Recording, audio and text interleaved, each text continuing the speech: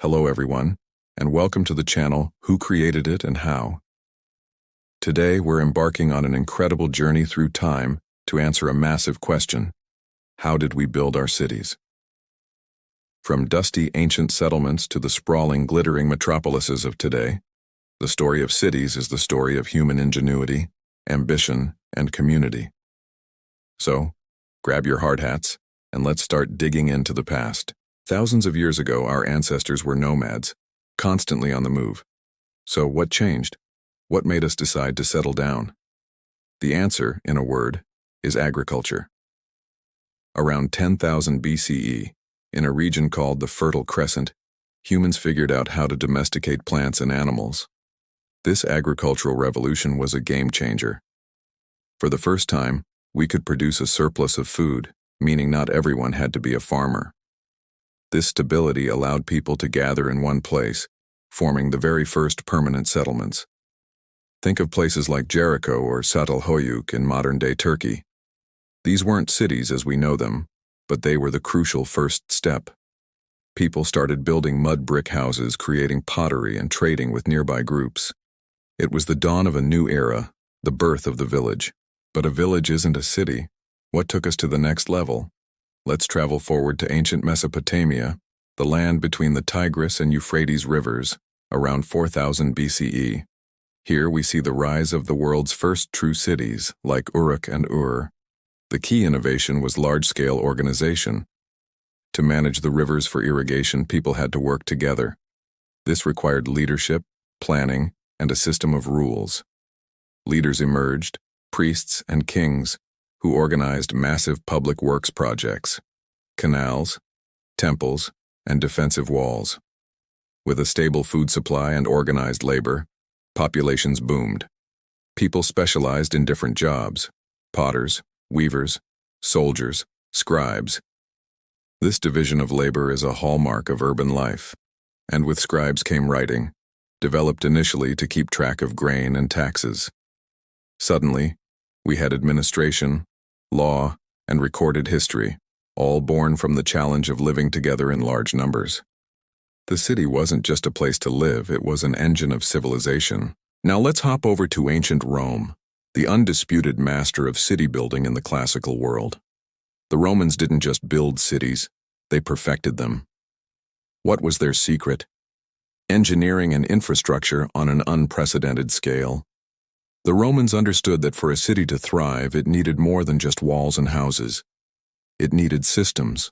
They built incredible aqueducts, massive stone channels that carried fresh water from mountains miles away into the heart of the city, supplying public fountains, baths, and private homes. They developed the first comprehensive sewer systems, like the Cloaca Maxima in Rome, to keep the city clean and healthy. And of course, there were the roads. All roads lead to Rome wasn't just a saying, it was a reality. A vast network of paved roads connected the empire, facilitating trade, communication, and the movement of armies, making Rome the vibrant center of a massive urban network. They also gave us concrete, a revolutionary building material that allowed them to create spectacular structures like the Colosseum and the Pantheon. The Roman model of a planned, serviced, and connected city set the standard for 1,000 years. After the fall of Rome, urban life in Europe declined for a while, but cities made a major comeback in the Middle Ages. The medieval city was a different beast. Think of winding, narrow streets, towering cathedrals, and massive stone walls. These cities, like Paris or Florence, were centers of commerce and craft. Guilds, which were associations of artisans like blacksmiths or weavers, became incredibly powerful. They controlled trade, set quality standards, and played a huge role in city governance. The marketplace was the beating heart of the medieval city, a bustling hub where goods from far and wide were bought and sold.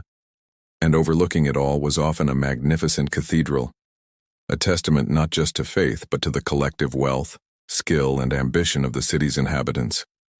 These cathedrals were monumental construction projects that took generations to complete, uniting the community in a shared goal. Then came a period of immense change, the Industrial Revolution, starting in the late 18th century. This was perhaps the most dramatic transformation in the history of cities. New technologies like the steam engine powered factories, and these factories needed workers. Millions of people flocked from the countryside to the cities in search of jobs, causing an explosive growth in urban populations. Cities like Manchester and London ballooned in size almost overnight. But this growth was chaotic and often brutal. The early industrial city was a place of stark contrasts. There was immense new wealth, but also overcrowding, pollution, and poor sanitation. New building materials like iron and steel allowed for the construction of factories, bridges, and the first skyscrapers. And new forms of transportation, like the railway and later the streetcar, allowed cities to expand outwards, creating the first suburbs. It was a messy, dynamic, and challenging period that forced us to completely rethink how cities should be designed and managed. This brings us to the modern era and the rise of the planned city. The problems of the industrial city sparked a new movement in urban planning. Thinkers like Ebenezer Howard in the UK proposed garden cities to combine the best of town and country living. In the 20th century, architects like Le Corbusier envisioned futuristic cities of towering skyscrapers and wide-open green spaces.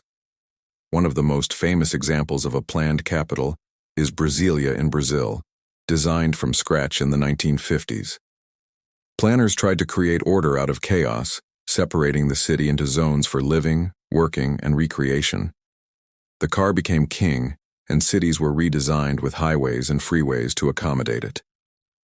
This led to the sprawling metropolises we know today, vast urban regions with millions of inhabitants, connected by complex networks of transportation. So where are we heading now? The future of city building is all about sustainability and technology. We're facing new challenges: climate change, resource scarcity, and growing populations. The smart city is the new frontier. This means using technology, sensors, data, and connectivity to make our cities more efficient, responsive, and livable. We're talking about smart traffic grids that reduce congestion, energy-efficient buildings that minimize their carbon footprint, and new public spaces designed to foster community and well-being. There's a renewed focus on walkability, public transit, and green spaces, moving away from the car-centric models of the past. The goal is to build cities that are not just bigger but better, healthier for both people and the planet. From mud brick huts to smart, sustainable megacities, the journey of building cities is a reflection of our own evolution. It's a story that's still being written. With each new building, park, and street, thank you so much for joining us on this incredible architectural journey through history. What do you think is the most important innovation in city building? Let us know in the comments below. We love hearing from you. If you enjoyed this video and want to learn more about how our world was built, please give us a thumbs up and make sure you subscribe to Who Created It and How.